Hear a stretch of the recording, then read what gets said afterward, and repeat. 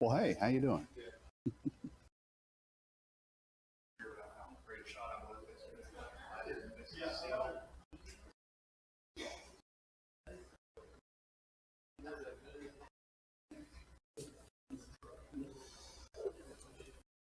So if I were to ask you, what are the first 5 books of the Old Testament? Could you rattle them off for me?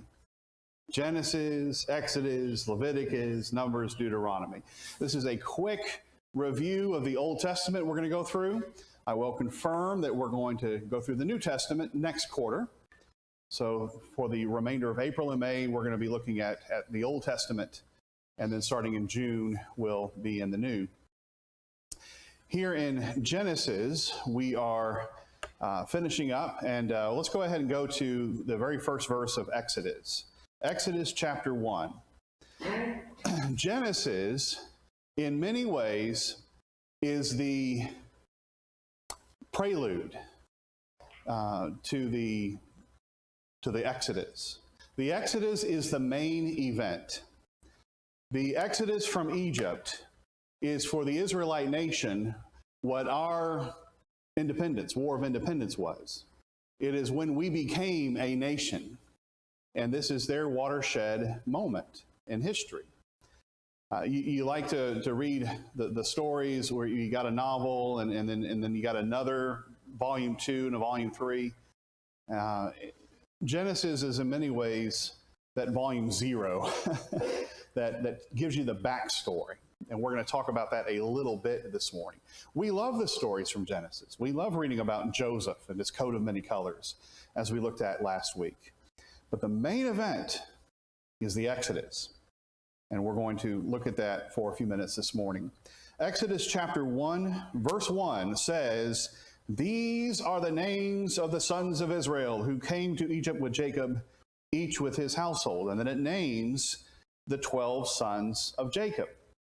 We've been through that. We already talked about Jacob raising his family, and that's part of this Abrahamic promise that he has received. And so you've got these 12 sons of Jacob. Where is Joseph's name mentioned, though? It's not until you get to verse 5, because it says Joseph was already in prison. So when 70 people leave Canaan that is infested with a famine, people are dying right and left because there's no food. Well, Joseph was in Egypt, and he was able to bring his family to Egypt during this time of famine and take care of them. So the Abrahamic promise is going to be able to continue. Yay! Well, in a matter of a couple of centuries, about 300-400 years, apparently, over the course of that time, the Israelite nation will go from 75 people to what? We estimate over 1 million. How did that happen? Well, this is part of that blessing that God gave to Abraham, that he is going to bless his covenant people. Something that's really interesting as we look at the first 5 books of the Old Testament is that they all connect to each other. The storyline simply continues. When you get to the end of Genesis, it goes right into Exodus, and so on and so forth. The end of Exodus, the construction of the tabernacle, leads you right into the Levitical priesthood that will service the tabernacle and all the sacrifices. And the Numbers and Deuteronomy just flow right into each other. Where Deuteronomy ends, for that matter, Joshua picks up. But these first 5 books are often referred to as the 5 books of Moses. Moses is the author of these books. Obviously, he didn't write Deuteronomy 34 because it talks about his death. But then you have the story continue. Right now, we're looking at Exodus, and it says, "These are the names." That's the title of the book for the Hebrew people. This is how they refer to it. Grab me "These are the name" scroll. Get that off the shelf. And they'd open it up. We call it Exodus. The Exodus because of the watershed moment that happens here. In Exodus 1, verse 1, you've got "These are the names." Well, that same phrase is used just a few previous chapters in Genesis 46. And you have the same language used there. And that closely connects these 2 books, the end of Genesis with the beginning of Exodus. These are the names of the descendants of Israel who came into Egypt. They left Canaan, they moved to Egypt.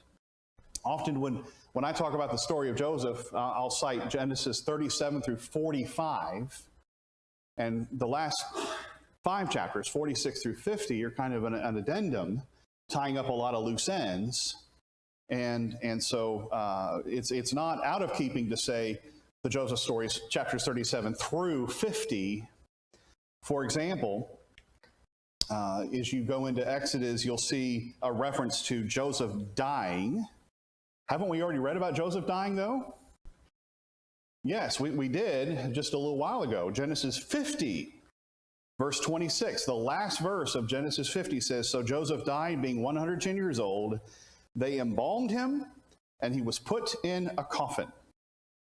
And as the story resumes, it reminds us in Exodus 1, verse 6, Joseph died, and all his brothers, and all that generation. So the story continues. Now all of a sudden, it's moving right along, because now Joseph is dead. And what about all his brothers? They're dead. Did they die unnaturally? No, the story's just moving along chronologically at a clip here, rather quickly. When the children of Israel leave Egypt and they head toward Canaan, and that's the title of our lesson, Going to Canaan, Part 1. It's too long to fit in one 40-minute session. We're going to have to look at it over 2 40-minute sessions.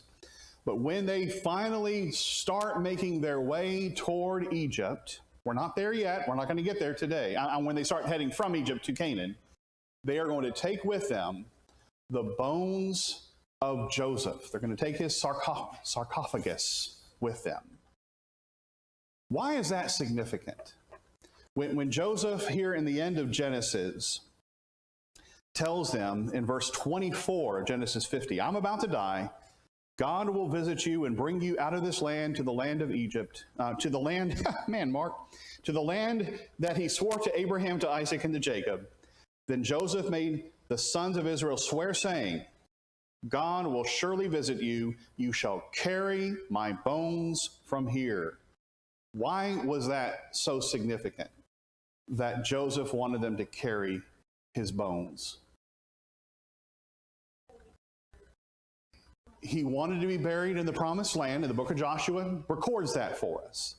But why? Why did Joseph, what did he believe so strongly in? That the land of Israel was going to be a great land, and he was so proud that his descendants, his family, would be living there? Or was it more than that?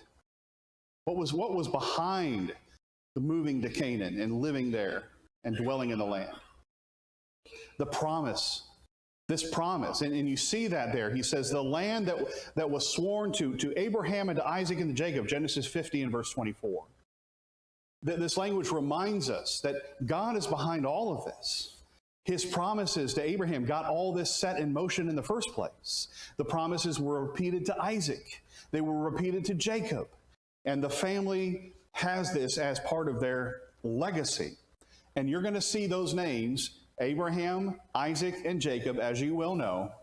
You're going to see them again and again, linked together. So that when we come to God appearing to Moses in the burning bush in Exodus 3, we'll get to that in a few minutes. When he does that, what does God say? "I am the God of Abraham and Isaac and Jacob." And we will look at that here in a moment. I want to point something else out. So we've read Exodus 1, verse 1, verse 6. Let's take a look at Exodus 1, verse 7, as it quickly gets us up to speed here. As many years have passed by, the sons of Jacob themselves have died. The nation is growing. And the people of Israel were fruitful and increased greatly. They multiplied and grew exceedingly strong, so that the land was filled with them. What land is this? The land of Canaan? Well, no, we're not there yet. We got to get out of Egypt. The land of Egypt, specifically the region known as Goshen. Why did Joseph arrange for his family to live in Goshen? They were shepherds. The Egyptians despised shepherds. They didn't want anything to do with these dirty, smelly guys. They liked the sheep. They liked the produce from the sheep. But then also this allowed the family to stay together and away from the pagan Egyptians. Goshen was fertile. And so Joseph arranged for this. And the family grew and they grew and they grew exponentially. I want you to notice the verbs that are used here in this verse. It says the people of Israel were fruitful, greatly increased. They multiplied, they grew strong, they grew exceedingly strong, and the land was filled with them. That's a lot of verbs to describe this phenomenon. They are growing exponentially. Who is behind that? God. What's that? Part of his promise. The promises were the land, nation, and seed. I'm going to give you a land. Well, they're in Goshen. They're in Egypt. They're not in Canaan right now. But the nation promise hasn't been fulfilled yet. Well, now it is because of God's blessings.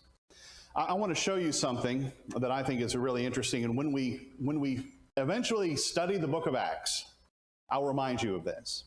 Luke uses the same language to describe the growth of the church.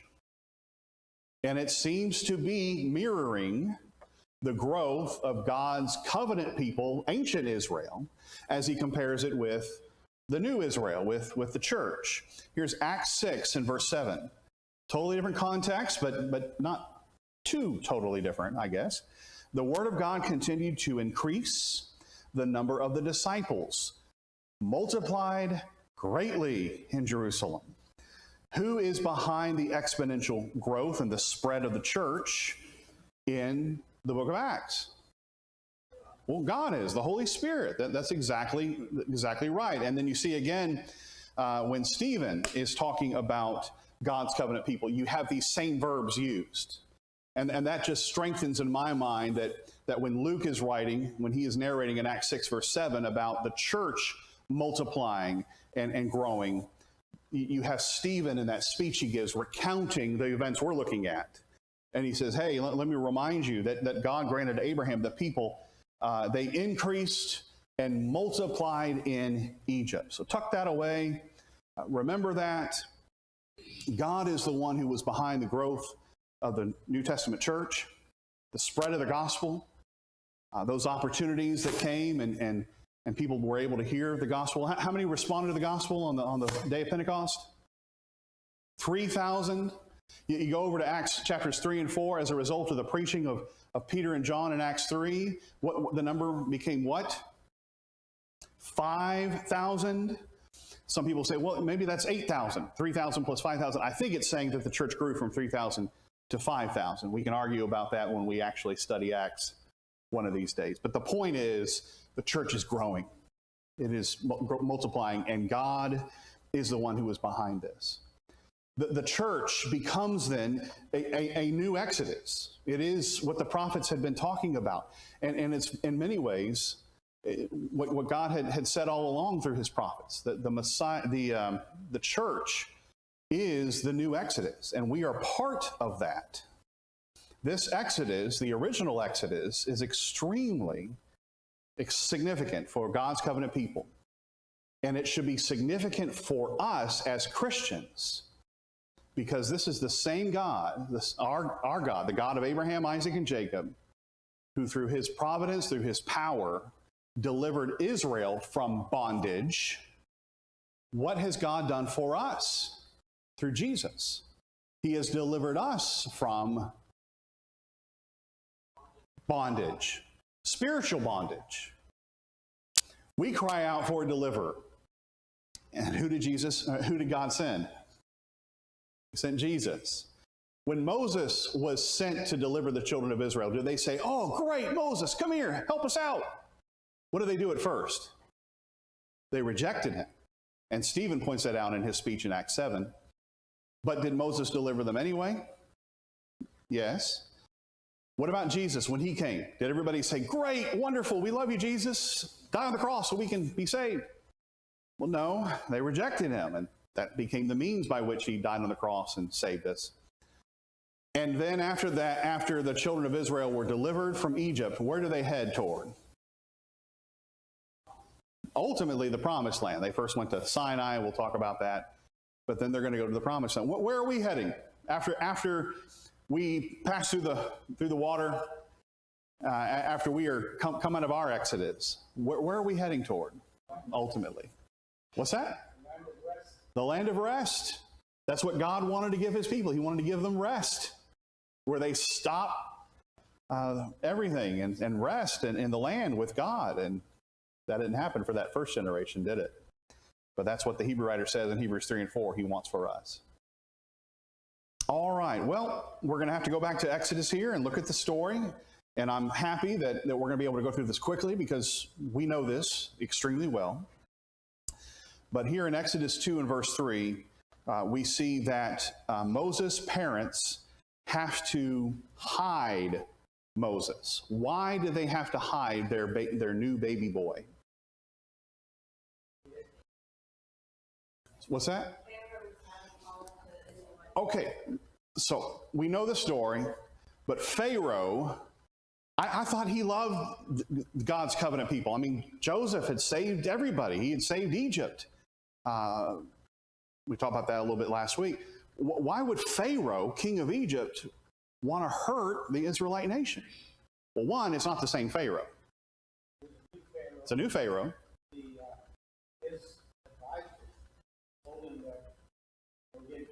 Yeah. So you got these non-Egyptian people living amongst you, and they're just growing exponentially. Everybody can see it. Everybody knows it.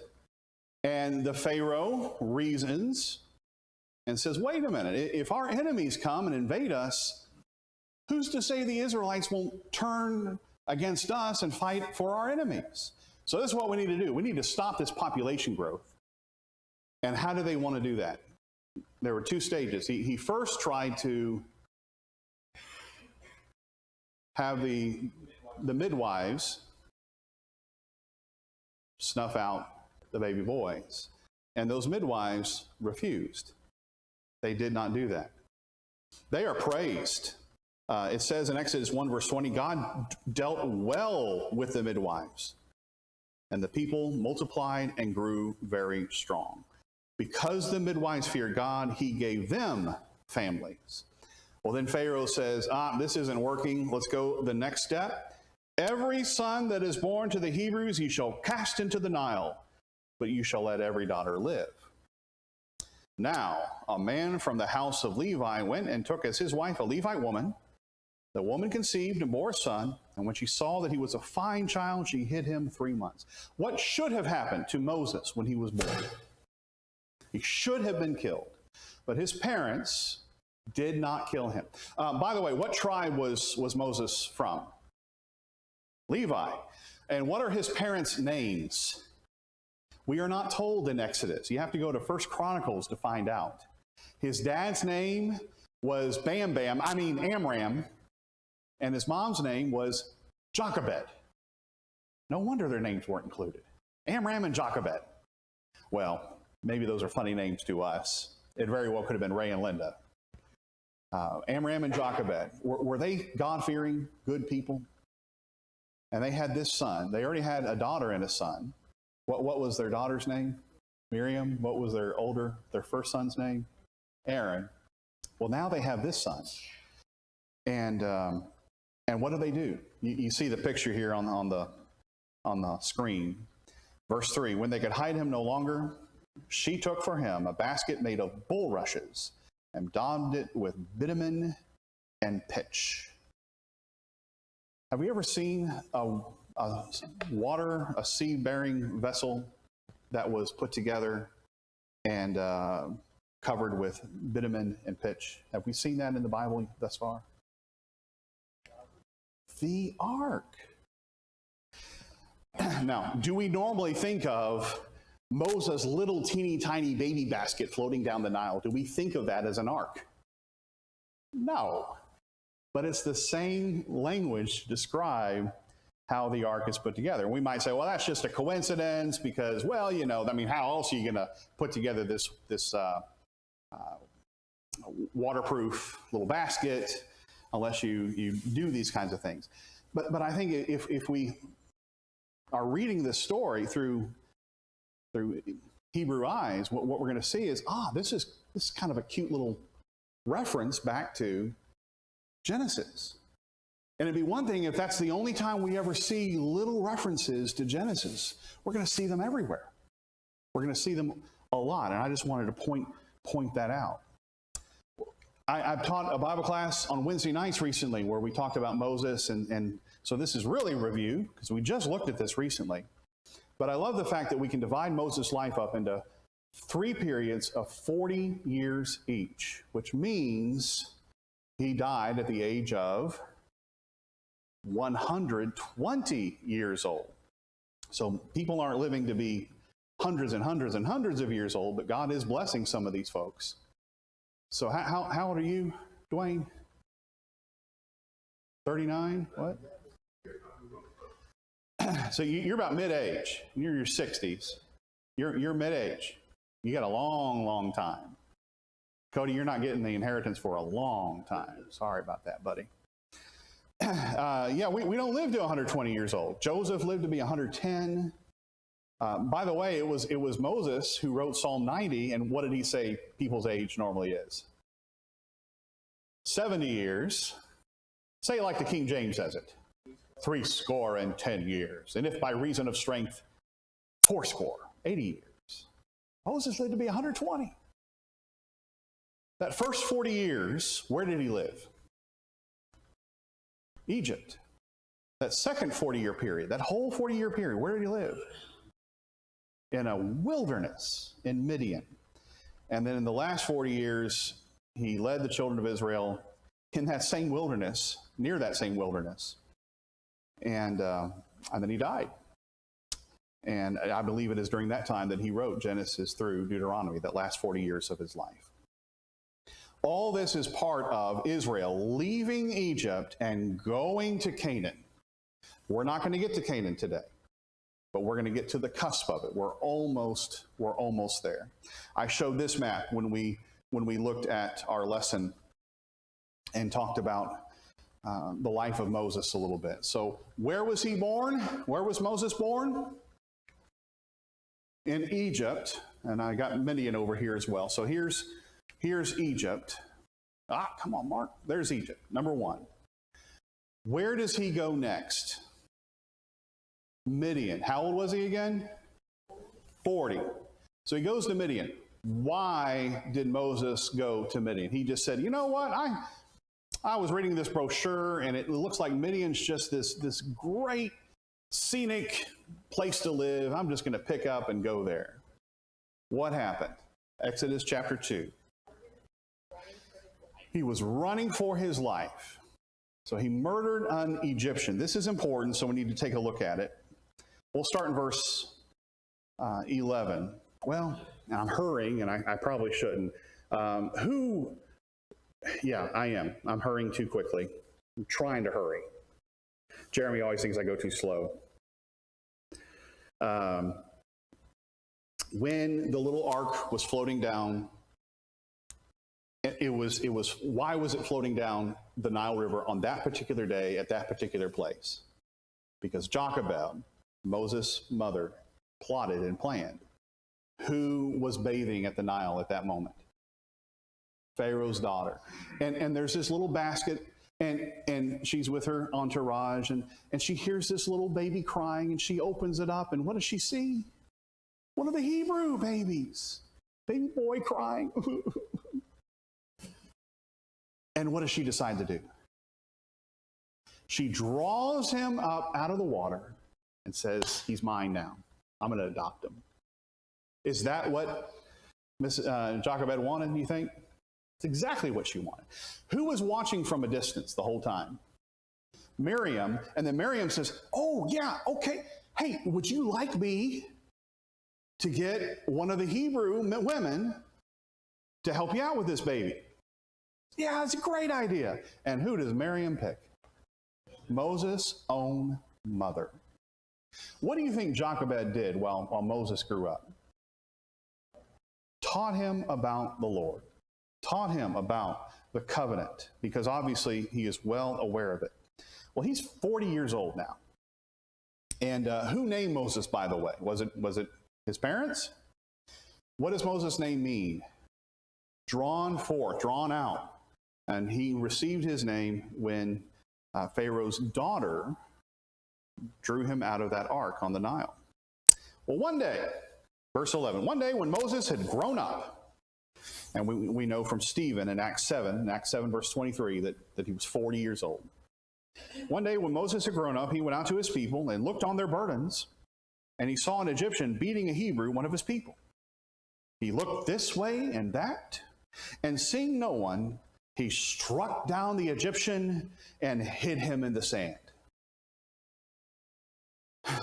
Is this an accident?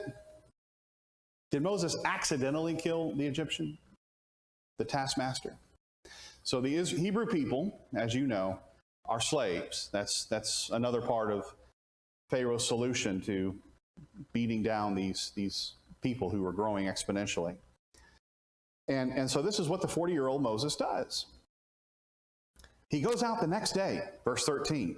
Two Hebrews were struggling together. So it's not an Egyptian taskmaster and a Hebrew slave. It's two Hebrew slaves arguing, fighting.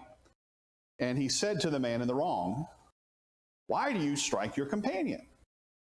He answered, "Who made you a prince and a ruler, a judge over us? Do you mean to kill me like you killed the Egyptian?" Then Moses was afraid and thought, surely the thing is known. So why did Moses leave Egypt? Yeah, and we see that Pharaoh does in fact want to kill him. He wants to. Pharaoh heard of it. He sought to kill Moses, but he fled to Midian. He goes to a well. And whenever you see a well, you start thinking about wedding bells. We saw that with the servant of Abraham trying to find a wife for Isaac at Genesis 24, and he saw a well. What about Jacob? When he fled to Haran, where did he go? What did he find? A well. And who was there? Rachel. And it becomes a trope. It becomes an expected little theme here. And that's what happens. He goes to this well. There's the priest of Midian, and we know him as, what's his name? The priest of Midian? Jethro. We talked about him last quarter for a lesson. Now the priest of Midian, verse 16, had 7 daughters. They came and drew water and filled the troughs to water their father's flocks. The shepherds came and drove them away, but Moses stood up and saved them and watered their flock. Tell me about Moses. What do you think about Moses at this point in his life, 40 years old? We don't know much about him, but we know a little. He's a hothead, okay? 40 years old, hothead. What else? I thought I heard the word strong. Somebody say strong? I mean, how strong would you have to be to kill an Egyptian taskmaster? You think you could do that? Manhandle? Egyptian guy, got a whip, got a gun. Oh, I guess they didn't have guns back then. Moses is fully capable. And we know from Stephen's account, I love the verse that says that he was trained in all the learning of the Egyptians. I think he had a couple of diplomas from Egypt University. He was a smart guy. I mean, the Egyptians were scholars. They were great at astrology and all kinds of mathematical abilities. Who knows what kind of education he had. He wrote the Pentateuch, which is a masterpiece. He must have been pretty smart. But he's also a hothead. And so he's kind of humbled now, don't you think? Because after all, what is he going to do for the next 40 years? He's going to get married to one of Jethro's daughters. He's going to raise a family, have a couple of kids, and herd sheep. Now, I'm not saying there's anything wrong with herding sheep, but is that Moses' destiny? Is that his skill set? Is that what he's ultimately intended to do? He's going to write the Pentateuch, the first 5 books of the Old Testament. He's going to go toe-to-toe with Pharaoh. Why is he in Midian for 40 years? What do you... He's shepherding his flock. And so at 80 years old, is he still a hothead? Maybe he bellowed. It certainly seems that he did. And we're not given a lot of details. I mean, we're still in chapter 2. I mean, just Exodus 1 and 2, we're just not given a lot of details. But as we try to read between the lines, I guess, it seems that Moses has been humbled. When he was 40 years old, what did he potentially want to do for his people? When he killed an Egyptian, goes out the next day and starts, hey, you guys, why are you arguing with each other? What was he intending to do here? Protect them, take care of them, maybe even deliver them at some point. Wrong?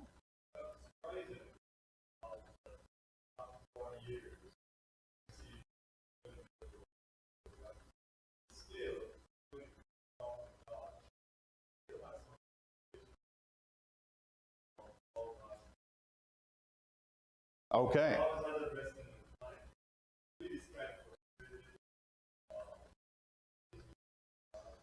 So Moses, we're gonna see that Moses is still hurt by, affected by how he was treated, how he was basically rejected. Well, let's finish out this map. Oh, yes, sir. Go ahead. Okay. Yeah.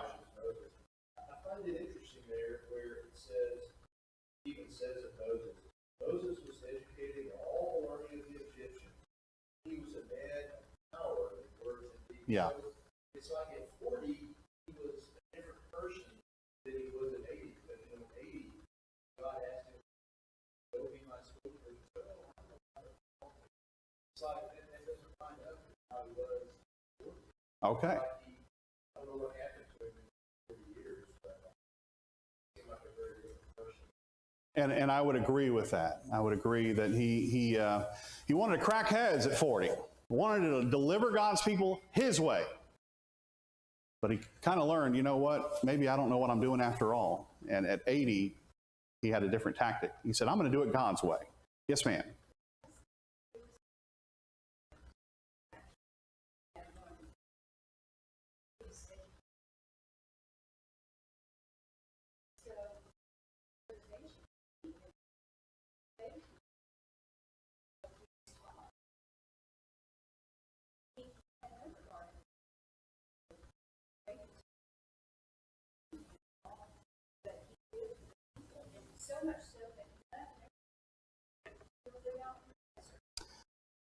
Okay, so what did Moses have to lose by leaving Midian and leaving Egypt and going to Midian? Did he have anything to lose?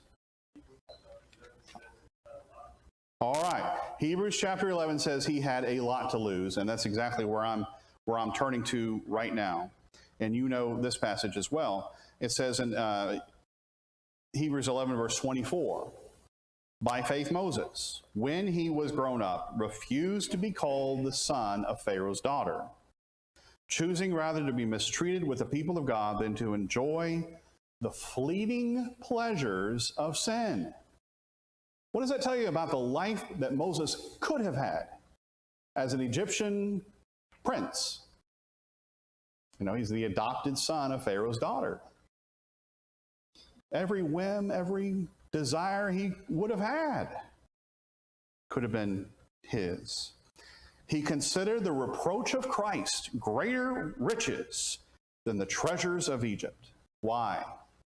For he was looking to the reward. Stephen, with his divine commentary in Acts 7, and then the Hebrew writer in Hebrews 11, allows us to read between the lines a little bit and realize Moses made a sacrifice. And for whatever reason, nothing happened during that next 40 years, but yet it did. He learned patience. He became less hot-headed. and he learned that area. You see Midian, and then right there is Sinai. That's where the Israelites are going to go first after Egypt. He learns this land extremely well. So we come here now to Exodus 3, and here is the burning bush, this magnificent passage.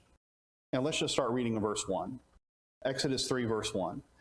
Now Moses was keeping the flock of his father-in-law Jethro, the priest of Midian, and he led his flock to the west side of the wilderness and came to Horeb, the mountain of God. The west side. So he's over in Sinai, where Mount Horeb, which is also known as Mount Sinai, is. And he sees this bush that's burning but not being consumed. Now, let me go take a look at this. Verse 4. When the Lord saw that he turned aside to see, God called to him out of the bush, Moses, Moses. And he said, Here I am. Then he said, Do not come near. Take your sandals off your feet, for the place on which you stand is holy ground. Verse 6.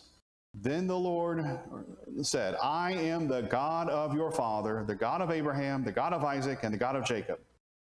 And Moses hid his face, for he was afraid to look at God. By the way, you remember when Jesus one time, he was talking to the Sadducees who did not believe in the resurrection?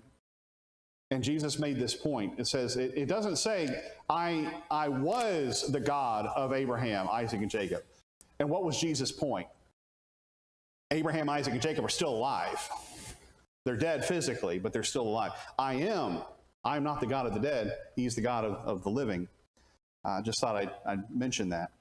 And especially when we get to verse 13, Moses starts making these excuses. So I need to finish this map with you. Number 1 is where he's born, Egypt. Number 2 is where he flees during the second period of 40 years. And then he starts moving around. Where does he go next after at 80 years old? Where does he go after Midian? Back to Egypt, so we'll call that number 3. Then where does he lead the children of Israel after he delivers them by the 10 plagues? He goes to Sinai. What was always the intention? What was Moses planning to do with God's covenant people once they went to Mount Sinai and established the priesthood and built the tabernacle? They were going to go to Canaan. That's what they were going to do. And this is where Moses dies. They travel up through the Transjordan, the area opposite the Jordan. Og and all those guys they battle with Og,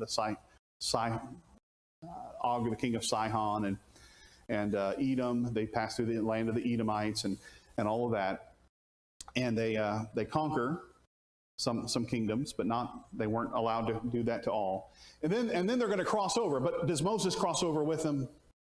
No, he does not. And that's another story we'll have to get to. Here are these excuses, and we just looked at these not long ago on a Wednesday night. So I'm not going to look at these in great detail. I'm confident you are familiar with them. But when God says to him, look, this is what you need to do. I'm the God of Abraham, Isaac, Jacob. That bespeaks God's relationship with his covenant people and the promises that he has made. And he says, I've seen the affliction of my people who are in Egypt. I've heard their cry.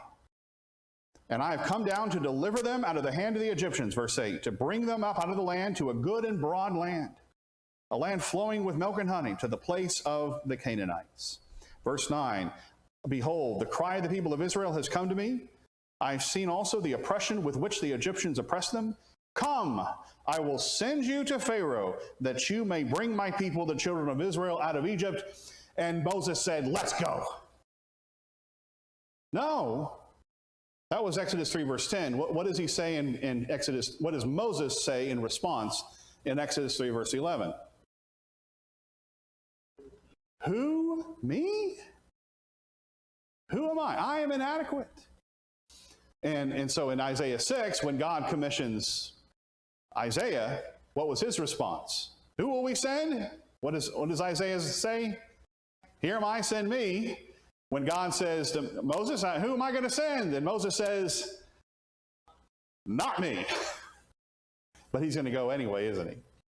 So he makes these excuses. And the one I especially want to focus on is when Moses says, what is his name? If I go back and I start telling him I have come, who shall I say sent me? Exodus 3, verse 13. We can just spend an entire class period looking at Exodus 3:13 and nothing else. If I come to the people of Israel and say to them, the God of your fathers has sent me to you, and they ask me, what is his name? What shall I say to them? Exodus 3, verse 14, God said to Moses, I am who I am. And he said, say this to the people of Israel, I am has sent me to you. And we associate that with the one true God. The term God is a general term, God. But this term, I am who I am, is unique to the one true God. The older translations, how do they translate this term, I am who I am, when they associate it with in a name? Jehovah. I'm sure you've heard often the term that's been used for the last couple of generations, Yahweh. It's expressing the same term, and I don't have time to go into how that works. But most of the time in our English translations, how is the term, the personal name of God referenced? Jehovah. I think Rob sees that a lot in his American Standard Version. The Americans really wanted that term used when they were revising the King James. We don't use the term Jehovah so much in our generation. The Lord. Very simply, the Lord. Well, it's not very simply. How is the Lord spelled? With a capital L and then a lowercase o, a lowercase r, a lowercase d? It's in small caps, or all caps, we sometimes say. Why is the term Lord in small caps? To let us know as English readers, this is the special, unique name of God. Jehovah, Yahweh, the Lord. The Masoretic scribes, when they were copying in the 1000 AD period, during the medieval period, when they were copying the Hebrew text, they would write down the letters for Jehovah, YHWH, and they would put the wrong vowels on the name. Why? They would intentionally put the wrong vowels, rendering the Lord's name unpronounceable. Yes, to honor the name, the Lord. What vowels did they use? The vowels for the term Lord. When people started translating the Bible from Hebrew into Greek, the term that they used when they came to this special name of God, the Lord, Yahweh, Jehovah, and they know the vowels, what the vowels are. They're for the term Lord in Hebrew. The vowels are, but the word can't be pronounced with those vowels. Two totally different words. They then began to use the term for Lord. And that tradition has continued all these thousands of years later. The term Lord is a part of a great tradition. There's nothing wrong with referring to God as the Lord. Paul the Apostle, Peter, Jesus, when they quote the Greek translation of the Old Testament, they use the term that was used, Lord. Nothing wrong with using that term. And that's how you'll always hear me reading that term, the Lord. But you need to know this is a special name, and this is where we're going to have to end. Tell me about this name. What does it even mean? I am who I am. What does that mean? There's no one besides me. I am eternal. So does God have a beginning? I am who I am. Does God have a beginning? No. Does he have an end? Does he ever get tired? Does he ever run out of power? Does he ever say, whew, boy, I created the world in 6 days. I'm tired. No, it doesn't say he was tired. It says he rested. He ceased his creative work. He doesn't get tired. Psalm 127 says he does not sleep. He does not slumber. He never gets tired. Does he ever lose energy? When we have to eat, we have to replenish, we have to sleep. God doesn't have to sleep, doesn't have to eat, doesn't have to do any of that. So fascinating to see Jesus our Lord having to do that in his human body. This is a term that denotes God's power. And Moses comes face to face with that. And what does God, what does Yahweh God want Moses to do? Go to Egypt and deliver my people. And what is Moses doing in response to this power, this bush that is burning, that denotes power? What does he start doing? Making excuses. Does that sound like a hothead to you? That sounds like a man who's been beaten down and intimidated. And as we continue the story next week, we're going to see God take this man, this great man, beaten down, and use him. Does God say, hey, there's Moses. He's got a great education. He's powerful. He's strong. I'm going to use him because he is so strong and powerful. No, what God says instead is, I need to wait until Moses is beaten down and humbled. Then I can use him. Does that make sense?